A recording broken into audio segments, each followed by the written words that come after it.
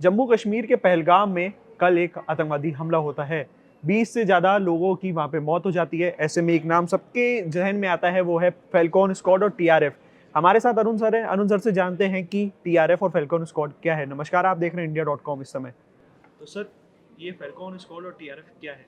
देखिए, जो कल दुखद घटना हुई है जिसमें तकरीबन 28 लोगों की जान गई है, बहुत दुखद घटना है।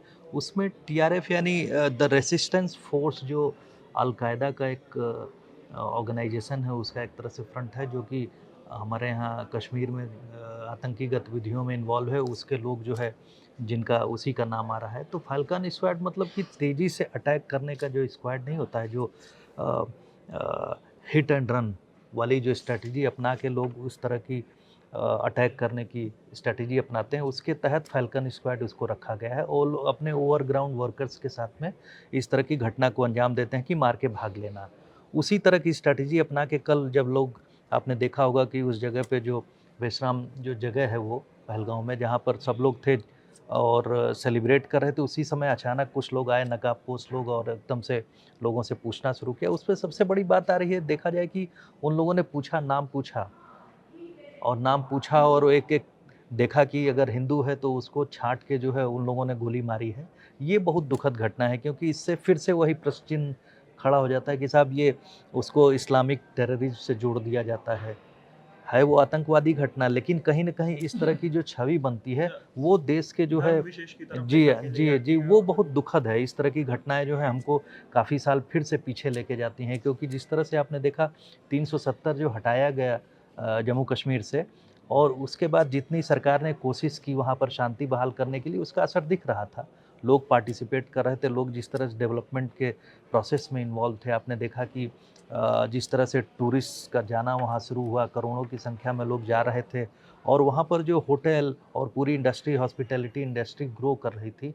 टूरिस्ट इंडस्ट्री ही वहाँ की एक तरह से देखा जाए तो वो बैकबोन है इकोनॉमी बैकबोन, को। हाँ। तो इन सब चीज़ों को एक तरह से देखा जाए तो बहुत पीछे ढकेल दिया इस घटना ने। आप उसके बाद तुरंत आपने देखा होगा कि खबरें आने लगी कि 90% होटल्स जो है वो खाली होने लगे। इवन सर, हम लोगों ने भी सुबह जब वीडियो बनाया था, तो हम लोगों ने भी दिखाया था अपने दर्शकों को कि कैसे आप दिल्ली से श्रीनगर की फ्लाइट जो है, आपको वही 5-6 हज़ार रुपए में मिल रही है। बट अगर आप श्रीनगर से मुंबई की वापस देख रहे हैं, या अगर आप श्रीनगर से किसी और डेस्टिनेशन की जो आप श्रीनगर छोड़ करके जाना चाहते हो, तो उसमें 11,000, 12,000, 13,000 रुपए तक का वो प्राइस जा रहा है, डबल हो जा रहा है। तो मतलब और होटल के वहीं अगर हम बात करें, श्रीनगर के जो 5-6-7 हज़ार रुपए के तक होते थे, वो 1500-1200 रुपए में सीमित हो गए। ज़ाहिर-सी बात है, इसका तुरंत असर तो पड़ना ही था। और जो उसके बीच ये और भी पेनफुल बात हो जाती है कि साहब, जब वहाँ से लोग आने लगते, एयरलाइंस की जो है ठीक है, वो उसमें कम सीट की अवेलेबिलिटी होती है, लेकिन तुरंत जो जो prices sudden charge. Sky rocket होने लगते हैं कि साहब, वो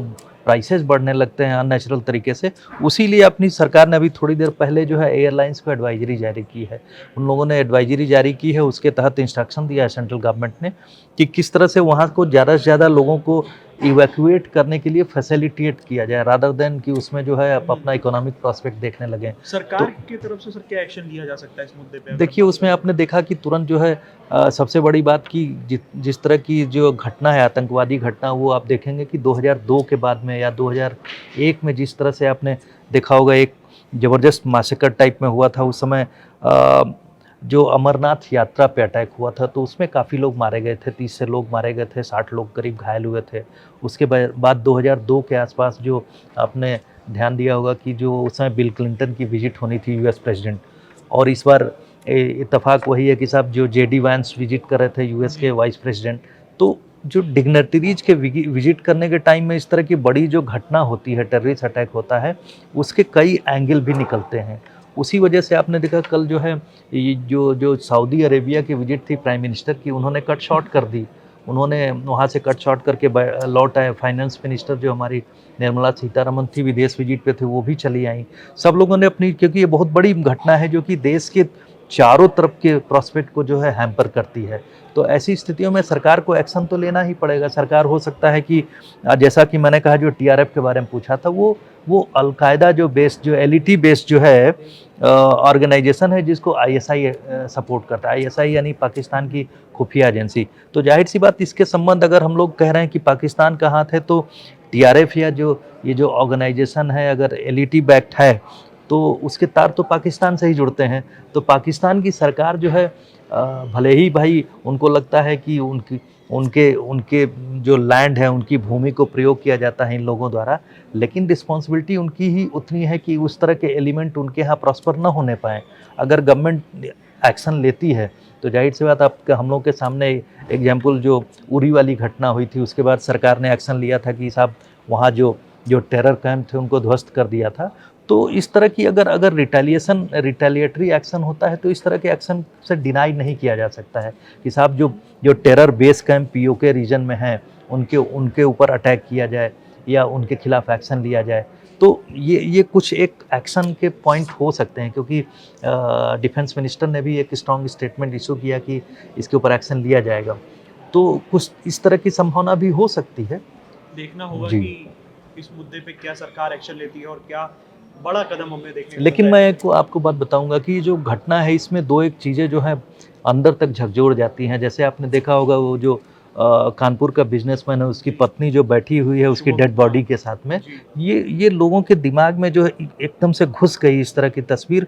और दूसरी बात जैसा कि आपने देखा है कर्नाटका की महिला उसने जैसा स्टेटमेंट दिया कि उसने अपने हस्बैंड को छोड़ने की बात कही तो उसने कहा कि जाओ और तुमको नहीं मारेंगे, हस्बैंड को गोली मार दी। जी। तो और कहा गो एंड टेल मोदी, यानी जो प्राइम मिनिस्टर मोदी के खिलाफ जो इस तरह का जो जो ये जो भावना बन रही है तो इसमें इन लोगों का एजेंडा दूसरे तरह का दिखता है कि साहब जो ओवरऑल जो हमारे देश की प्रगति है या हमारे देश में जो जो शांति का माहौल स्थापित हुआ है, डेवलपमेंट है, शांति स्थापित हुई है, कश्मीर में लोग प्रॉस्पर हो रहे हैं।